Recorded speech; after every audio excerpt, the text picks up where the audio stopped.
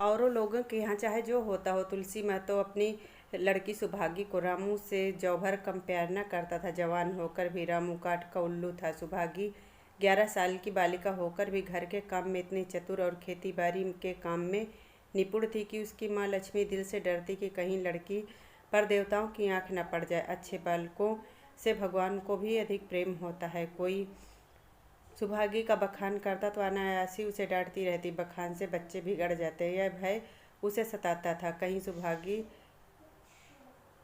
वही सुभागी आज 11 साल की उम्र में विधवा हो गई। घर में कोहराम मचा था। लक्ष्मी पछाड़ खाती, तुलसी सिर पीट रहे थे। उन्हें देख सुभागी भी रोती। बार बार माँ से पूछती, क्यों रोती हो अम्मा? मैं तुम्हें छोड़कर कहीं ना जाऊंगी, तुम क्यों रोती हो? उसकी भोली बातें सुन माता का दिल और भी फटा जाता। वह सोचती, ईश्वर तुम्हारी यही लीला है, जो बच्चे खेल खेलते हैं वह तो दुख देकर ऐसा पागल करते हो। तुम्हें लोग दयालु कहते हैं, यही तुम्हारी दया है। और सुभागी क्या सोच रही थी? उसके पास कोठरी भर रुपए होते तो वह उन्हें छुपा कर रख देती। एक दिन चुपके से बाजार चली जाती और अम्मा के लिए अच्छे अच्छे कपड़े लाती। दादा जब बाकी मांगने आते तो चट रुपए निकाल कर दे देती। अम्मा दादा कितने खुश होते। जब सुभागी जवान हुई तो लोग तुलसी महतो पर दबाव डालने लगे कि कहीं लड़की का घर कर दो। जवान लड़की का यूँ फिरना ठीक नहीं। जब हमारी बिरादरी में इसकी कोई निंदा नहीं तो सोच विचार क्यों करते हो? तुलसी ने कहा, भाई मैं तो तैयार हूँ, लेकिन सुभागी माने तब। यह तो किसी तरह राजी नहीं होती। हरिहर ने सुभागी को समझाकर कहा, बेटी हम तेरे भले के कहते हैं। माँ बाप अब बूढ़े, उनका क्या भरोसा? तुम इस तरह कब तक बैठी रहोगी? सुभागी ने सिर झुकाकर कहा, चाचा मैं तुम्हारी बात समझ रही हूँ, लेकिन मेरा मन घर करने का नहीं, मुझे आराम की चिंता नहीं। मैं सब कुछ झेलने को तैयार हूँ, और जो काम तुम कहो वह सिर आँखों पर है, मगर घर बसाने की मुझसे ना कहो। जब मेरी चाल कुचाल देखना तो मेरा सिर काट लेना। अगर सच्चे बाप की बेटी हूँ तो बात की पक्की रहूँगी। फिर लज्जा रखने वाला भगवान है, मेरी क्या हस्ती कि मैं कुछ कर सकूँ। उजट रामू बोला, अगर तुम सोचती हो कि भैया कमाएंगे और बैठी मौज करोगी तो इस भरोसे ना रहना। यहाँ किसी ने जन्म भर का ठेका नहीं लिया। रामू की दुल्हन ने भी 2 अंगुल ऊंची थी, मटक कर बोली, हमने किसी का कर्ज थोड़ी खाया कि जन्म भर बैठे भरा करें। यहाँ तो खाने को भी महीन चाहिए, पहनने को भी महीन। यह हमारे बूते की बात नहीं। सुभागी ने गर्व भरे स्वर में कहा, भाभी मैं तुम्हारा आसरा नहीं करती, भगवान ने चाहा तो कभी करूँगी भी नहीं। तुम अपनी देखो, मेरी चिंता ना करो। रामू के दुल्हन को जब मालूम हो गया सुभागी घर ना करेगी तो उसके सिर हो गई। हमेशा एक न एक खुचड़ लगाए रहती। उसे रुलाने में जैसे उसको मज़ा आता। वह बेचारी पहर रात से उठकर कूटने पीसने में लग जाती, चौका बर्तन करती, गोबर पाती, फिर खेत के काम में चली जाती। दोपहर को आकर जल्दी जल्दी खाना पकाकर सबको खिलाती। रात में कभी माँ के सिर में तेल डालती, कभी उसकी देह दबाती। तुलसी चिलम के भक्त थे, उन्हें बार बार चिलम पिलाती। जहाँ तक बस चलता माँ बाप को कोई काम करने न देती। हाँ, भाई को न रोकती। सोचती ये जवान आदमी है, यह काम न करेगा तो गृहस्थी कैसे चलेगी। मगर रामू को यह बुरा लगता। अम्मा और दादा को तिनका नहीं उठाने देती और मुझे पीसना चाहती है। यहाँ तक कि एक दिन वह जामे से बाहर हो गया। सुभागी से बोला, अगर उन लोगों का बड़ा मोह है तो लेकर अलग क्यों नहीं हो जाती है? मालूम तो परे, सेवा कड़वी लगती है कि मीठी। दूसरों के बल पर वाहवाही लेना आसान है, बहादुर है तो अपने बल पर काम कर। सुभागी ने तो कुछ जवाब नहीं दिया।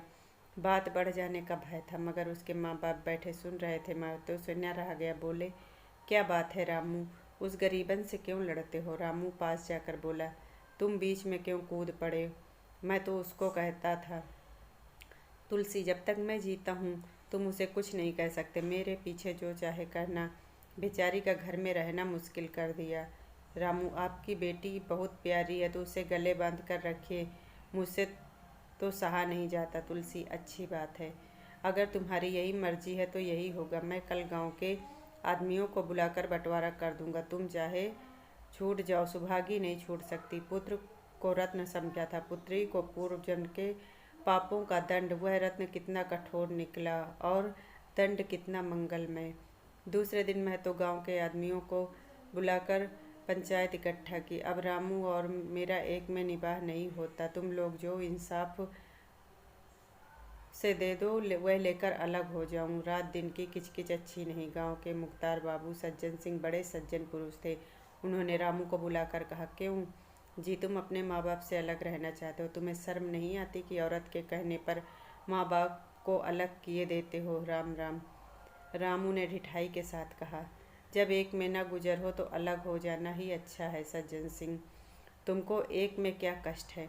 रामू, एक की बात हो तो बताऊं सज्जन सिंह, कुछ तो बताओ।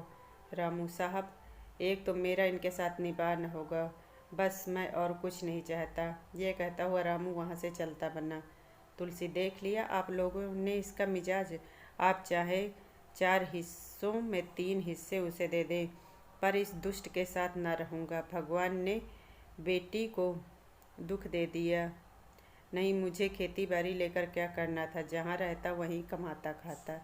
भगवान ऐसा बेटा 7वें बैरी को न दे। लड़के से लड़की भली जो कुलवंती होए। सहसा सुभागी आकर बोली, दादा यह सब बाट बखरा मेरे ही कारण हो रहा। मुझे क्यों नहीं अलग कर देते? मैं मेहनत मजूरी करके अपना पेट पाल लूँगी। अपने से जो कुछ बन पड़ेगा तुम्हारी सेवा करती रहूँगी, पर रहूँगी अलग। यूँ घर का 12 बाट होना मुझसे देखा नहीं जाता। मैं अपने माथे पर यह कलंक लेना नहीं चाहती। तुलसी ने कहा, बेटी तुम मुझे ना छोड़ोगे, चाहे संसार छूट जाए। रामू का मैं मुंह नहीं देखना चाहता, उसके साथ नहीं रहना चाहता। रामू की दुल्हन बोली, तुम किसी का मुंह नहीं देखना चाहते तो तुम्हारी पूजा करने को कोई व्याकुल नहीं है। महतो दांत पीसते हुए उठे कि बहू को मारे, मगर लोगों ने पकड़ लिया। बंटवारा होते ही महतो और लक्ष्मी को तो मानो पेंशन मिल गई। पहले तो दोनों सारे दिन सुभागी के मना करने पर भी कुछ न कुछ करते रहते थे। अब पूरा विश्राम था। पहले दोनों दूध घी को तरसते थे, अब सुभागी ने कुछ पैसे बचाकर एक भैंस ले ली। बूढ़े आदमियों की जान तो भोजन में बसती है। चौधरी ने बहुत विरोध किया, कहने लगे, घर का काम क्या कम है, तू नया झंझट पाल रही है। सुभागी ने कहा, दादा मुझे दूध के बिना खाना अच्छा नहीं लगता। लक्ष्मी ने हंसकर कहा, बेटी तू झूठ कब से बोलने लगी? तू दूध को तो कभी हाथ से छूती नहीं, सारा दूध हम लोगों के पेट में ठूंस देती है। गांव में जहां देखो सबके मुंह में सुभागी की तारीफ। लड़की नहीं देवी है, 2 मर्दों का काम करती। सज्जन सिंह तो कहते यह उस जन्म की देवी है, मगर शायद महतो को यह सुख बहुत दिन तक भोगना न लिखा था। 7-8 दिन से महतो को जो का ज्वर चढ़ा, देह पर कपड़ों का तार भी नहीं रहने देते। लक्ष्मी पास बैठी रो रही थी।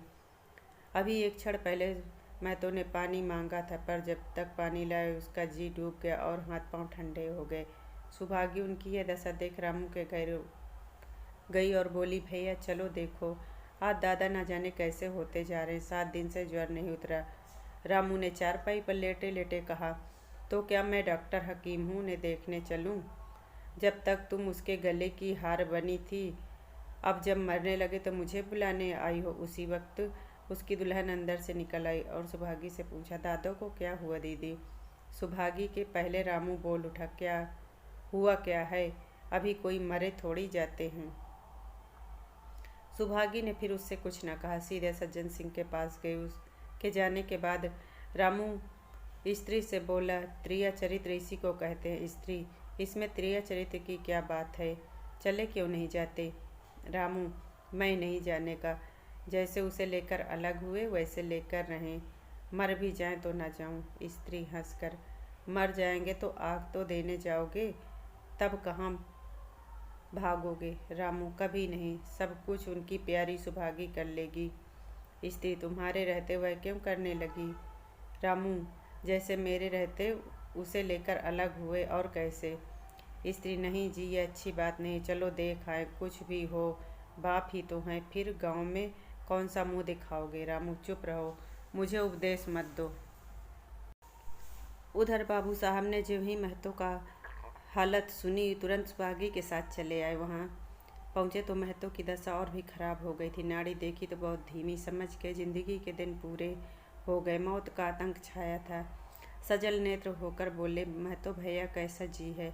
महतो जैसे नींद से जाग कर बोले, बहुत अच्छा है भैया, अब तो चलने की बेला है। सुभागी के पिता अब तुम ही हो, उसे तुम ही को सौंपे जाता हूँ। सज्जन सिंह रोते हुए, भैया महतो घबराओ मत, भगवान ने चाहा तो तुम अच्छे हो जाओगे। सुभागी को तो मैंने हमेशा अपनी बेटी समझा और जब तक जीऊँगा ऐसा ही समझता रहूँगा। तुम निश्चिंत रहो, मेरे होते सुभागी या लक्ष्मी को कोई तिरछी निगाह से नहीं देख सकता।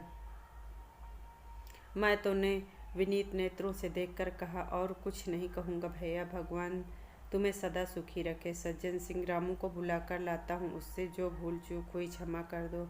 मैं तो नहीं भैया, उस पापी हत्यारे का मुंह नहीं देखना चाहता। इसके बाद गोदान की तैयारियां होने लगी।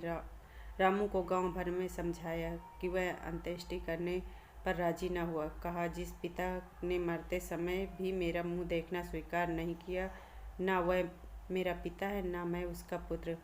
लक्ष्मी ने दाह क्रिया की। इन थोड़े दिनों में सुभागी ने ना जाने कैसे रुपए पैसे जमा कर लिए। जब 13वीं का सामान आने लगा तो गांव वाले की आंखें खुली। बर्तन, कपड़े, घी, शक्कर, सामान इतने इफरात से जमा हुए। रामू देख देख कर जलता और सुभागी उसे जलाने के लिए सबको यह सामान दिखाती। लक्ष्मी ने कहा, बेटी घर देखकर खर्च करो, अब कोई कमाने वाला नहीं है, आप ही कुआं खोदना और पानी पीना है। सुभागी बोली, बाबूजी का काम तो धूमधाम से होगा अम्मा, चाहे घर रहे या जाए। बाबूजी फिर थोड़े आएंगे। मैं भैया को दिखा देना चाहती हूँ कि अबला क्या कर सकती। वह समझते होंगे इन दोनों के कि ये कुछ न होगा, उनका घमंड तोड़ दूंगी। लक्ष्मी चुप हो गई। 13वीं के दिन 8 गांव के ब्राह्मणों का भोज हुआ। चारों तरफ वाह वाह मची। पिछले पहर का समय था, लोग भोजन करके चले गए। लक्ष्मी थक कर सो गई थी। केवल सुभागी बची हुई चीज़ों को उठा उठा कर रख रही थी। ठाकुर सज्जन सिंह ने आकर कहा, अब तुम भी आराम करो बेटी, सवेरे सब कुछ ठीक कर लेना। सुभागी ने कहा, अभी थकी नहीं हूँ दादा, आपने जोड़ लिया कुल कितने रुपए उठे। सज्जन सिंह, यह पूछकर क्या करोगी बेटी। कुछ नहीं, यूँ ही पूछती हूँ। कोई 300 रुपये उठे होंगे। सुभागी ने समझाते हुए कहा, मैं इन रुपयों की देनदार हूँ। तुमसे तो मैं मांगता नहीं, मैं तो मेरे मित्र और भाई थे, उनके साथ कुछ मेरा भी तो धर्म है। आपकी यही दया क्या कम है कि आपने मेरे ऊपर इतना विश्वास किया। मुझे कौन 300 रुपये देता।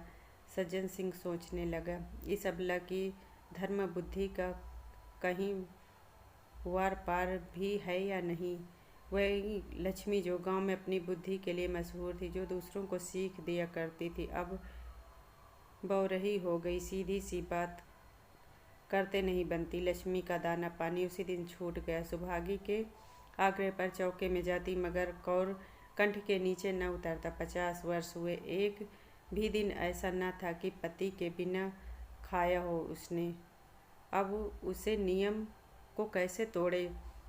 आखिर उसे खांसी आने लगी। दुर्बलता ने जल्द ही खाट पर डाल दिया। सुभागी अब क्या करे। ठाकुर साहब के रुपए चुकाने के लिए दिलो जान से काम करने की ज़रूरत थी। यहाँ माँ बीमार पड़ गई, अगर बाहर जाए तो माँ अकेली रहती, उसके पास बैठे तो बाहर का काम कौन करे। माँ की दशा देख सुभागी समझ गई कि इनका परवाना भी आ पहुँचा।